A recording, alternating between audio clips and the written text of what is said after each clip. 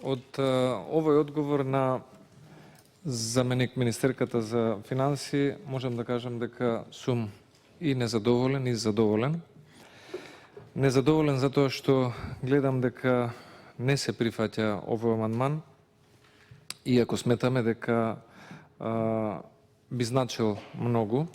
за општина Кичево, но задоволен од она што министерката за финансии јавно ја префрли одговорноста на Министерството за одбрана, со кое што раководи министерката Радмила Шеќеринска,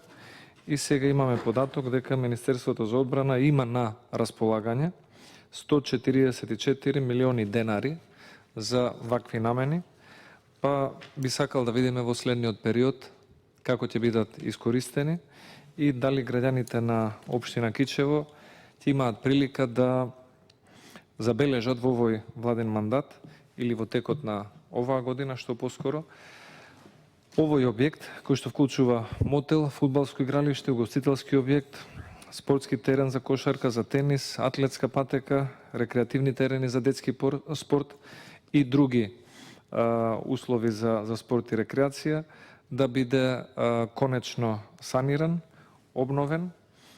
и заштитен, затоа што со секој изминат месец, особено есенските, зимските и пролетни сезони, штетите се поголеми. Благодарам. Дали некој